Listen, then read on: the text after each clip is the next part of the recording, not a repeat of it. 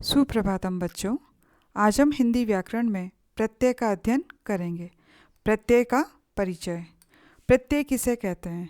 बच्चों, प्रत्यय जो शब्दांश किसी मूल शब्द के अंत में जुड़कर उसके अर्थ में परिवर्तन कर देते हैं उन्हें प्रत्यय कहते हैं। ये प्रत्यय की परिभाषा है। शब्दांश, बेटा शब्दांश का मतलब होता है शब्द का अंश, मतलब पूरा शब्द न होकर केवल उसका अंश होता है। जैसे कि यदि हम कहें दूध, है ना, तो दूध एक शब्द है, दूध एक शब्द है। और यदि हम कहें दूध वाला, इसका मतलब ये है कि वाला हमने पीछे जोड़ा है, तो वाला शब्द जोड़ने से, वाला शब्द दूध के पीछे जोड़ने से उसका अर्थ ही परिवर्तन हो गया। दूध का मतलब पेय पदार्थ और दूध वाले का अर्थ निकला दूध देने वाला। तो ये पीछे जो हमने वाला शब्दांश जोड़ा है दूध शब्द के पीछे, यही बच्चों प्रत्यय कहलाता है। अर्थात जो किसी मूल शब्द के अंत में जुड़कर उसके अर्थ में परिवर्तन कर दे, वे शब्दांश प्रत्यय कहलाते हैं। मैं वापस रिपीट करती हूँ, है ना। ऐसे शब्दांश जो मूल शब्द के पीछे जुड़कर या उसके अंत में जुड़कर उनके अर्थ में परिवर्तन कर दे, उन्हें प्रत्यय कहते हैं। प्रत्यय के दो भेद होते हैं बच्चों। सबसे पहला होता है कृत प्रत्यय, दूसरा होता है त्वधित प्रत्यय। आज हम प्रत्यय में सबसे पहले कृत प्रत्यय का अध्ययन करेंगे। जो प्रत्यय क्रिया के मूल रूप अर्थात धातु में जुड़कर नए शब्दों की रचना करते हैं उन्हें कृत प्रत्यय कहते हैं। कृत प्रत्यय के योग से बने शब्दों को कृदंत कहते हैं। मूल रूप से अर्थात धातु से जुड़कर नए शब्दों की रचना करने वाले प्रत्यय कृत प्रत्यय कहलाते हैं, अर्थात जो मूल रूप या धातु से ही जुड़ जाते हैं। ये जैसे हम उदाहरण में देखते हैं, रक्ष, ये एक धातु है। इसके साथ जब हम अक शब्दांश या प्रत्यय को जोड़ते हैं तो रक्षक शब्द बनता है, जिसे हम कृदंत कहेंगे। इसी तरीके से सज धातु है, इसके साथ जब आवट शब्दांश या प्रत्यय को जोड़ते हैं, आवट प्रत्यय को जोड़ते हैं तो सजावट शब्द बनता है। क्योंकि ये कृत प्रत्यय के योग से बना है, इसीलिए सजावट कृदंत कहलाएगा। कृत प्रत्यय 5 प्रकार के होते हैं: कर्तृवाचक, कर्मवाचक, करणवाचक, भाववाचक, क्रियावाचक। सबसे पहले हम कृतवाचक प्रत्यय का अध्ययन करेंगे। कृतवाचक या कर्तृवाचक कृत प्रत्यय। कर्ता का बोध कराने वाले प्रत्यय को कर्तृवाचक कृत प्रत्यय कहते हैं। कर्ता का बोध कराने वाले अर्थात जिस शब्द से किसी के कार्य को करने वाले का पता चले उसे हम कर्तृवाचक प्रत्यय कहते हैं। अर्थात जब कोई कार्य किया जाता है तो निश्चित है कि वो किसी न किसी के द्वारा किया जाता है। जब हमें ये पता पड़ता है कि ये कार्य कौन कर रहा है, तो जो कार्य करता है उसे हम कर्ता कहते हैं। जैसे राम ने तीर चलाया, तीर चलाया तो क्रिया हो गया। अब तीर किसने चलाया? राम ने चलाया, तो राम बच्चों यहाँ पर करता है। अर्थात कार्य करने वाले का बोध होता है कि कार्य कौन कर रहा है, तो उसे हम कर्ता कहते हैं। तो कर्तृवाचक प्रत्यय में भी बच्चों जब कार्य करने वाले का या कर्ता का बोध होता है तो उसे हम कर्तृवाचक प्रत्यय कहते हैं। जैसे रक्ष धातु है ना, रक्ष क्रिया है। इसके साथ जब हम अक प्रत्यय को जोड़ देते हैं तो हमारा शब्द बनता है रक्षक, अर्थात रक्षा करने वाला। करने वाला, रक्षा करने वाला, अर्थात ये कर्ता हो गया। पाल धातु है, इसके साथ जब हम अक प्रत्यय जोड़ते हैं तो पालक शब्द बनता है। पालन धातु है, क्रिया है। इसके पीछे जब हम हार प्रत्यय जोड़ते हैं या हार शब्दांश जोड़ते हैं तो बनता है पालन हार। होना ये धातु या क्रिया है। इसके पीछे जब हम हार प्रत्यय जोड़ते हैं या हार शब्दांश जोड़ते हैं तो होनहार कृदंत प्रत्यय हमारा या होनहार शब्द बनता है। होनहार आप सभी जानते हैं मतलब इंटेलिजेंट। इसी तरीके से जब हम रख धातु में वाला प्रत्यय जोड़ते हैं तो रख वाला शब्द या कृदंत शब्द बनता है। इसी तरीके से जब हम दे में वाला प्रत्यय जोड़ते हैं तो बनता है देने वाला, अर्थात कुछ हमें रिटर्न करने वाला या देने वाला। तो अभी हमने पढ़ा कि कृतवाचक कृत प्रत्यय अर्थात जिसमें कर्ता का बोध होता है या कार्य करने वाले का बोध होता है। रक्षक मतलब रक्षा करने वाला, पालक मतलब पालने वाला, पालनहार मतलब पालन करने वाला, होनहार मतलब जो होनहार है, रखवाला यानी रखने वाला, देने वाला अर्थात देने वाला कि जो हमें दे रहा है, वो ये हुआ हमारा कृतवाचक कृत प्रत्यय। दूसरा है बच्चों हमारा कर्मवाचक कृत प्रत्यय। इसकी परिभाषा इस प्रकार है, कर्म का बोध कराने वाले प्रत्यय को हम कर्मवाचक कृत प्रत्यय कहते हैं। कर्म का बोध बच्चों वह वस्तु या व्यक्ति जिस पर वाक्य में की गई क्रिया का प्रभाव पड़ता है उसे हम कर्मवाचक कहते हैं या उसे हम कर्म कहते हैं। मतलब कि जब हम कोई क्रिया करते हैं या कार्य करते हैं तो उसका प्रभाव जिस पे पड़ता है उसे हम कर्म कहते हैं। जैसे पुजारी मंदिर जाता है, अब जाना बच्चों क्रिया हो गई, कौन जा रहा है? पुजारी, तो पुजारी कर्ता हो गया, लेकिन कहाँ जा रहा है? मंदिर जा रहा है, तो इस पर जाने की क्रिया का प्रभाव पड़ रहा है, यानी पुजारी के जाने की क्रिया का उस पर प्रभाव पड़ रहा है कि वो कहाँ जा रहे हैं, तो मंदिर यहाँ पर कर्मवाचक हुआ। तो अभी हमने कर्मवाचक को समझा, वापस समझाते हैं कि जिस पर या जिस व्यक्ति वस्तु पर वाक्य में की गई क्रिया का प्रभाव पड़ता है उसे हम कर्मवाचक कहते हैं। आइए हम इसके प्रत्यय का अध्ययन करते हैं। गा धातु है, जब इसमें हम ना प्रत्यय जोड़ेंगे तो हमारा कृदंत शब्द बनेगा गाना। खा क्रिया है, इसमें जब हम ना प्रत्यय जोड़ेंगे तो कृदंत शब्द बनेगा हमारा खाना। ओढ़ ये भी क्रिया है, जब हम इसमें ना प्रत्यय जोड़ेंगे तो हमारा शब्द बनेगा ओढ़ना। छल धातु या क्रिया है, जब हम इसमें नी प्रत्यय जोड़ेंगे तो हमारा कृदंत शब्द बनेगा छलनी। ओढ़ में जब हम नी प्रत्यय जोड़ेंगे तो शब्द बनेगा हमारा ओढ़नी। इसी तरीके से खेल ये भी ये धातु और क्रिया है बच्चों, जब हम इसमें औना प्रत्यय जोड़ेंगे तो हमारा कृदंत शब्द बनेगा खिलौना। बिच्छ ये भी धातु या क्रिया है, जब इसमें औना प्रत्यय हम जोड़ेंगे तो हमारा कृदंत शब्द बनेगा बिछोना। अभी हमने कर्मवाचक कृत प्रत्यय पढ़ा, अब तीसरा हम पढ़ेंगे करणवाचक कृत प्रत्यय। कर्ता करण अर्थात साधन का बोध कराने वाले प्रत्यय को हम करणवाचक कृत प्रत्यय कहते हैं। यदि सीधे से शब्दों में इसे समझा जाए तो क्रिया के साधन का जिससे बोध होता है बच्चों उसे हम कर्णवाचक कहते हैं। इसी तरीके से हम इसको कर्णवाचक कृत प्रत्यय के रूप में पढ़ेंगे। जैसे धोक ये धातु या क्रिया है, हम इसमें यदि नी प्रत्यय जोड़ते हैं तो धोकनी। धोकनी उसे कहते हैं, ये चूल्हा या आग जलाने के लिए जब एक बांस से हम फूंक लगाते हैं और चूल्हा या अग्नि जब प्रज्वलित होती है, चूल्हे में अग्नि जब प्रज्वलित होती है तो उस धोकनी से फूंक मारने से उस चूल्हे में अग्नि प्रज्वलित होती है। जब फूंक मारी जाती है वो धोकनी कहलाती है। चट क्रिया है, जब हम इसमें नी प्रत्यय जोड़ेंगे तो बनेगा चटनी। इसी तरीके से जाड़ धातु या क्रिया है, जब हम उसमें ऊ प्रत्यय जोड़ेंगे तो कृदंत शब्द बनेगा जाड़ू। पी ये हमारी धातु या क्रिया है, जब हम इसमें ऊ प्रत्यय जोड़ेंगे तो कृदंत शब्द बनेगा प्याऊ। बंद धातु या क्रिया शब्द है, यदि बंद में हम अन प्रत्यय जोड़ते हैं तो हमारा कृदंत शब्द बनता है बंधन। जाड़ ये भी धातु या क्रिया है, जब हम इसमें अन प्रत्यय जोड़ेंगे तो हमारा बनेगा जाड़न। अभी हमने कर्णवाचक कृत प्रत्यय पढ़ा, अब हम भाववाचक कृत प्रत्यय का अध्ययन करेंगे।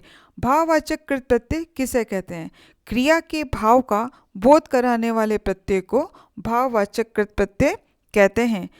भाव बच्चों ये गुण या धर्म होते हैं जो हमें दिखाई नहीं देते, केवल हम इसे महसूस कर सकते हैं। अर्थात जिन शब्दों से बच्चों केवल हमें भावना का बोध होता है, वह शब्द जो किसी पदार्थ, चीज, दशा, अवस्था का हमें बोध कराते हैं भाववाचक कहलाते हैं। वह संज्ञा जिसे हम छू नहीं सकते, केवल उसका हम अनुभव कर सकते हैं। जैसे उदाहरण देखा जाए तो लता की आवाज़ में बहुत मिठास है ना, तो लता की आवाज़ में बहुत मिठास है, तो मिठास शब्द से हमें उसके आवाज़ के मीठेपन का बोध होता है जो दिखाई नहीं देता, केवल हम उसे महसूस कर सकते हैं, है ना। मिठास यहाँ पर भाववाचक संज्ञा शब्द हुआ। तो जहाँ हमें क्रिया के भाव का बोध होता है, जहाँ हम केवल महसूस कर सकते हैं, देख नहीं सकते, उस भाववाचक कृत प्रत्यय का हम उदाहरण पढ़ेंगे। देखो बच्चों, लिख धातु या क्रिया है ना, इसमें यदि हम आई प्रत्यय जोड़ते हैं तो हमारा शब्द बनता है लिखाई। चढ़ ये क्रिया या धातु है, हम इसमें आई प्रत्यय जोड़ेंगे तो कृदंत शब्द बनेगा चढ़ाई। इसी तरीके से धक क्रिया या धातु है, हम इसमें आन प्रत्यय जोड़ेंगे तो थकान। उठ धातु या क्रिया है, हम इसमें आन प्रत्यय जोड़ेंगे तो क्या बनेगा? उठान। इसी तरीके से सज में यदि हम आवट प्रत्यय जोड़ेंगे तो सजावट, दिख में यदि हम आवट प्रत्यय जोड़ेंगे तो दिखावट। अभी आपने देखा बच्चों, लिखाई, चढ़ाई, थकान, है ना, उठान, ये शब्द, ये सब चीज़ें बच्चों हमें दिखाई नहीं देती, केवल हम महसूस कर सकते हैं, इसीलिए ये भाववाचक कृत प्रत्यय कहलाते हैं। अब हम अगला प्रत्यय पढ़ेंगे बच्चों, क्रियावाचक कृत प्रत्यय।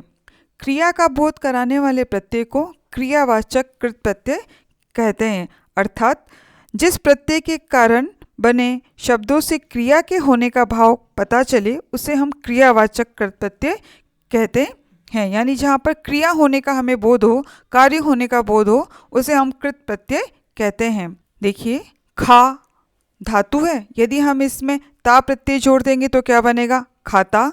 गा धातु है, ता प्रत्यय जोड़ेंगे तो बनेगा घाता। जा धातु है, ता प्रत्यय जोड़ेंगे तो बनेगा जाता। खाना, जाता, घाता, ये बच्चों क्रियावाचक शब्द है जहाँ पर हमें क्रिया का बोध होता है कि कोई खा रहा है, कोई गा रहा है या कोई जा रहा है। पढ़ धातु या क्रिया है, आप प्रत्यय जोड़ेंगे तो बनेगा पढ़ा। लिख धातु में हम आ प्रत्यय जोड़ेंगे तो बनेगा लिखा। चढ़ धातु में यदि हम आ प्रत्यय जोड़ेंगे तो बनेगा चढ़ा। इसी तरह से उठ में जब हम ना प्रत्यय जोड़ेंगे तो बनेगा उठना। लिख में ना प्रत्यय जोड़ने पे बनेगा लिखना। भाग में ना प्रत्यय जोड़ने पे बनेगा भागना। खाना, पढ़ना, लिखना, भागना, उठना, बच्चों ये सभी क्रिया है, आप सभी जानते हैं कि इसे किया जाता है या कार्य किया जाता है, तो ये सभी क्रिया है। अब हम पढ़ेंगे दूसरा प्रत्यय हमारा तद्धित प्रत्यय। जो प्रत्यय किसी संज्ञा, सर्वनाम तथा विशेषण के अंत में जुड़कर नए शब्दों की रचना करते हैं उन्हें तद्धित प्रत्यय कहते हैं। पहले हमने पढ़ा था बच्चों कृत प्रत्यय, उसमें ये था जो क्रिया के साथ जुड़ते हैं, है ना, जो शब्दांश क्रिया के साथ जुड़ते हैं वो कृत प्रत्यय कहलाते हैं। लेकिन त्वधित प्रत्यय वे प्रत्यय कहलाते हैं बच्चों जो संज्ञा, सर्वनाम या विशेषण के अंत में जुड़ते हैं। मैं वापस दोहराती हूँ, वे प्रत्यय जो किसी संज्ञा, सर्वनाम और विशेषण के अंत में जुड़कर नए शब्दों की रचना करते हैं उन्हें हम तद्धित प्रत्यय कहते हैं। जैसे गरम में यदि हमने ई प्रत्यय जोड़ दिया तो क्या बना? गर्मी। लड़का में यदि हमने पन प्रत्यय जोड़ दिया तो बना लड़कपन। लड़का संज्ञा है ना। तो अभी हमने पढ़ा था कि तद्धित प्रत्यय हमें संज्ञा, सर्वनाम या विशेषण के अंत में जुड़ने पर, नए शब्दों की रचना करने पर त्वधित प्रत्यय बनता है। त्वधित प्रत्यय के प्रकार। त्वधित प्रत्ययों में बच्चा 8 भेद होते हैं, यानी त्वधित प्रत्यय 8 प्रकार के होते हैं। ये भी कर्तृवाचक, गुणवाचक, भाववाचक, अपत्यवाचक, संबंधवाचक, स्थानवाचक, लघुतावाचक और संख्यावाचक, ये 8 प्रकार के त्वधित प्रत्यय होते हैं। सबसे प्रथम हम अध्ययन करेंगे कर्तृवाचक त्वधित प्रत्यय। कर्ता का बोध कराने वाले प्रत्यय को कर्तृवाचक त्वधित प्रत्यय कहते हैं।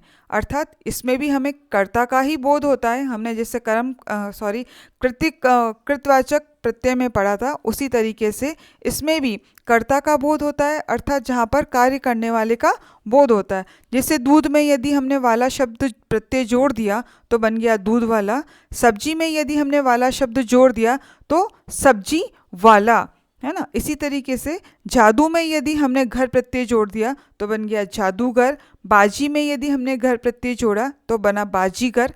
लड़की में यदि हमने हारा प्रत्यय जोड़ा तो बना लक्कड़हारा। पानी में जब हम हारा प्रत्यय जोड़ेंगे तो बनेगा पनिहारा। दूध वाला, सब्जी वाला, है ना, लक्कड़हारा, पनिहारा, आप जानते हैं ये सभी संज्ञा, सर्वनाम या विशेषण शब्द हैं, है ना। तो जहाँ संज्ञा, सर्वनाम, विशेषण शब्दों के पीछे जब शब्दांश या प्रत्यय को जोड़ा जाता है तो तद्धित प्रत्यय कहलाते हैं। और क्योंकि ये सभी कर्ता का बोध कराने वाले हैं इसीलिए ये कर्तृवाचक त्वधित प्रत्यय कहलाएंगे। दूसरा हम पढ़ेंगे गुणवाचक त्वधित प्रत्यय। किसी गुण या भाव का बोध कराने वाले प्रत्यय को गुणवाचक त्वधित प्रत्यय कहते हैं। अर्थात वे शब्दांश जिससे हमें किसी गुण या भाव का बोध होता है वे गुणवाचक त्वधित प्रत्यय कहलाते हैं। शब्द है बच्चों भूख, यदि हम इसमें आ प्रत्यय जोड़ेंगे तो बनेगा भूखा। प्यास में यदि हम आ प्रत्यय जोड़ेंगे तो बनेगा प्यासा। ठंड में जब हम आ प्रत्यय जोड़ेंगे तो बनेगा ठंडा। अर्थात भूखा, प्यासा और ठंडा ये सभी भाव या गुण शब्द हैं बेटो। पाप, इसमें यदि हम ई प्रत्यय जोड़ेंगे तो बनेगा पापी। क्रोध में जब हम ई प्रत्यय जोड़ेंगे तो बनेगा क्रोधी। धन में जब हम ई प्रत्यय जोड़ेंगे तो बनेगा धनी। इसी तरीके से जब हम राष्ट्र शब्द में ईय प्रत्यय जोड़ेंगे तो बनेगा राष्ट्रीय। मानव शब्द में जब ईय प्रत्यय जोड़ा जाए तो बनेगा मानवीय। दर्शन में जब ईय प्रत्यय जोड़ा जाए तो बनेगा दर्शनीय। भूखा, प्यासा, ठंडा, पापी, क्रोधी, धनी, राष्ट्रीय, मानवीय, दर्शनीय, इन शब्द में प्रत्यय जोड़े गए हैं और ये किसी न किसी गुण या भाव का बोध कराते हैं, इसीलिए गुणवाचक त्वधित प्रत्यय के उदाहरण हैं। अब हम पढ़ेंगे भाववाचक त्वधित प्रत्यय। भाववाचक शब्द वे शब्द होते हैं जो भाव या अवस्था का बोध कराते हैं, अर्थात जिसे हम महसूस कर सकते हैं, जिसे हम छू या देख नहीं सकते हैं। हम उदाहरण के द्वारा समझते हैं। बाल शब्द है, यदि हम इसमें पन प्रत्यय जोड़ेंगे तो शब्द बनेगा बालपन। बच्चा शब्द में पन प्रत्यय जोड़ने पर बनता है बचपन। लड़का शब्द में पन प्रत्यय जोड़ने पर बनता है लड़कपन। सुंदर शब्द में ता प्रत्यय जोड़ने पर बनता है सुंदरता। लघु शब्द में ता प्रत्यय जोड़ने पर बनता है लघुता। गुरु शब्द में ता प्रत्यय जोड़ने पर बनता है गुरुता। इसी तरह से गर्म शब्द में ई जोड़ने पर बनता है गर्मी। सरल शब्द में ई प्रत्यय जोड़ने पर बनता है सर्दी। गरीब शब्द में ई प्रत्यय जोड़ने पर बनता है गरीबी। बालपन, बचपन, सुंदरता, गरीबी, सर्दी, ये सब महसूस कर सकते हैं, हम छू नहीं सकते या देख नहीं सकते, इसीलिए ये भाववाचक त्वधित प्रत्यय के उदाहरण हैं। अगला हम पढ़ेंगे बच्चों अपत्यवाचक तद्धित प्रत्यय। अपत्यवाचक त्वधित प्रत्यय अर्थात संतान बोधक प्रत्यय। बच्चों ये वो प्रत्यय होते हैं जिनके जुड़ने से शब्द में आंतरिक रूप से परिवर्तन हो जाता है। इनसे संतान या वंश में पैदा हुए व्यक्ति का बोध होता है ना। तो जिनसे संतान या वंश में पैदा हुए व्यक्ति का बोध होता हो और जो शब्द के आंतरिक रूप से परिवर्तन के लिए जिम्मेदार हो, ऐसे प्रत्यय को अपत्यवाचक त्वधित प्रत्यय कहते हैं। आइए उदाहरण के द्वारा समझते हैं। पांडु शब्द है और जब हम इसमें अ प्रत्यय जोड़ते हैं तो हमारा शब्द बनता है पांडव। रघु शब्द में जब हम अ प्रत्यय जोड़ते हैं तो नया शब्द बनता है राघव। राधा शब्द में जब हम एय शब्दांश या प्रत्यय जोड़ते हैं तो बनता है राधेय। कुंती शब्द में जब हम एय प्रत्यय जोड़ते हैं तो शब्द बनता है हमारा कौंतेय। जन्हू शब्द में जब हम ई प्रत्यय जोड़ते हैं तो बनता है जाह्नवी। भैरव शब्द में जब हम ई प्रत्यय जोड़ते हैं तो बनता है भैरवी। राघव, पांडव, राधेय, कौंतेय, बच्चों इन शब्दों से ही हमें ज्ञात होता है कि ये उन व्यक्तियों का बोध कराते हैं कि ये या किसके बच्चे हैं या ये किस वंश में पैदा हुए हैं। जैसे पांडु के पुत्र पांडव, राधा का पुत्र राधेय, कुंती का पुत्र कौंतेय, अर्थात इनसे हमें संतान या वंश में पैदा हुए व्यक्ति का बोध हो रहा है। तो जिससे उत्पन्न होने का बोध होता है बच्चों, ऐसे प्रत्यय को हम अपत्यवाचक त्वधित प्रत्यय कहते हैं। अगला हम पढ़ेंगे बच्चों संबंधवाचक त्वधित प्रत्यय। संबंधवाचक हम शब्द से ही समझ सकते हैं बच्चों कि संबंध का बोध कराने वाले प्रत्यय को हम संबंधवाचक त्वधित प्रत्यय कहते हैं। जैसे चाचा शब्द में यदि हम एरा प्रत्यय जोड़ दें तो क्या बन जाएगा चचेरा। फूफा शब्द में जब हम एरा प्रत्यय जोड़ें तो बनेगा फुफेरा। मामा शब्द में जब हम एरा प्रत्यय जोड़ें तो बनेगा ममेरा। इसी तरीके से बाप शब्द में यदि औती प्रत्यय जोड़ दें तो बनेगा बपौती। ससुर शब्द में जब हम आल प्रत्यय जोड़ दें तो बनेगा ससुराल। चचेरा, फुफेरा, ममेरा, बपोती, ससुराल, बेटा ये संबंध का बोध कराते हैं। चचेरा मतलब चाचा का लड़का है, चचेरे भाई का रिलेशन है। फुफेरा मतलब फूफा का लड़का है ना। ममेरा मतलब मामा का बच्चा है। तो ये हमें संबंध का बोध करा रहे हैं। बपोती मतलब जो हमें पीढ़ियों से मिली आ रही है, जो हमें बाप दादाओं से मिली है, उसे हम बपोती कहेंगे। तो इन शब्दों से ही हमें ज्ञात होता है कि क्या संबंध है। तो जिससे हमें संबंध का बोध होता है, ऐसे प्रत्यय को हम संबंधवाचक त्वधित प्रत्यय कहलाते हैं। अगला हम पढ़ते हैं स्थानवाचक त्वधित प्रत्यय। स्थान का बोध कराने वाले प्रत्यय को स्थानवाचक त्वधित प्रत्यय कहते हैं। ये भी हम शब्द से ही समझ सकते हैं बच्चों कि जो स्थान का बोध करा रहे हैं वो स्थानवाचक त्वधित प्रत्यय हैं। जैसे बिहार शब्द है, यदि हम इसमें ई प्रत्यय जोड़ें तो बनेगा बिहारी। पंजाब शब्द में ई प्रत्यय जोड़ें तो बनेगा पंजाबी। बनारस शब्द में हम ई प्रत्यय जोड़ें तो बनेगा बनारसी। सूरत में वाला प्रत्यय जोड़ दें तो सूरत वाला। कानपुर शब्द में वाला प्रत्यय जोड़ें तो कानपुर वाला। जयपुर में यदि ईया प्रत्यय जोड़ दें तो बनेगा जयपुरिया। मुंबई में यदि हम ईया प्रत्यय जोड़ें तो मुंबईया, अर्थात बिहारी अर्थात बिहार का रहने वाला, पंजाबी अर्थात पंजाब का रहने वाला, बनारसी अर्थात बनारस का रहने वाला, मुंबईया मतलब मुंबई का रहने वाला, कानपुर वाला मतलब कानपुर में रहने वाला। अर्थात शब्द से ही उसके स्थान का बोध होता है। तो जहाँ पर स्थान का बोध कराते हैं वे प्रत्यय स्थानवाचक त्वधित प्रत्यय कहलाते हैं। अब हम अगला पढ़ेंगे बच्चों, लघुतावाचक त्वधित प्रत्यय। शब्द से ही हम समझ सकते हैं लघुता मतलब छोटा, लघु मतलब छोटा, तो छोटी वस्तुओं का बोध कराने वाले प्रत्यय को हम लघुतावाचक त्वधित प्रत्यय कहते हैं। अर्थात जिससे छोटे होने का हमें बोध होता हो उसे हम लघुतावाचक त्वधित प्रत्यय कहते हैं। जैसे शब्द है झंडा, इसमें यदि हम ई प्रत्यय जोड़ दें तो जंडी। थाल में यदि हम ई प्रत्यय जोड़ें तो थाली। डोरा में यदि हम ई प्रत्यय जोड़ें तो डोरी। लोटा में जब हम ईया प्रत्यय जोड़ दें तो लुटिया। डिब्बा में जब ईया प्रत्यय जोड़ा जाए तो डिबिया। छाता में री प्रत्यय जोड़ा जाए तो छतरी। कोठा में जब री प्रत्यय जोड़ा जाए तो कोठरी। अर्थात ये शब्द अपने ही आप में हमें छोटा होने का या लघु होने का बोध कराते हैं। अगला हम पढ़ते हैं संख्यावाचक त्वधित प्रत्यय। संख्यावाचक त्वधित प्रत्यय, इसे भी हम इसके नाम से ही जान सकते हैं कि संख्यावाचक अर्थात जो हमें संख्या का बोध कराता है वैसे उन प्रत्यय को हम संख्यावाचक त्वधित प्रत्यय कहता है। प्रथम, ये संख्या शब्द ही है, जब हम इसमें ला प्रत्यय जोड़ दें तो बनेगा पहला। नौ, ये शब्द है, जब हम इसमें ला प्रत्यय जोड़ दें तो बनेगा नहला। 10 शब्द है, हम ला प्रत्यय जोड़ दें तो बनेगा दहला। 2 में जब हम सरा प्रत्यय जोड़ें तो बनेगा दूसरा। 3 में जब हम सरा प्रत्यय जोड़ें तो बनेगा तीसरा। 4 में जब हम था प्रत्यय जोड़ें तो बनेगा चौथा। अर्थात बच्चों ये अपने ही आप में हमें संख्या का बोध करा रहे हैं। पहला मतलब पहला, प्रथम, नहला मतलब 9, है ना। तो ये इन शब्दों से बच्चों हमें वैसे ही संख्या का बोध हो रहा है। तो जहाँ संख्या का बोध किया जाता है वे प्रत्यय संख्यावाचक प्रत्यय कहलाते हैं।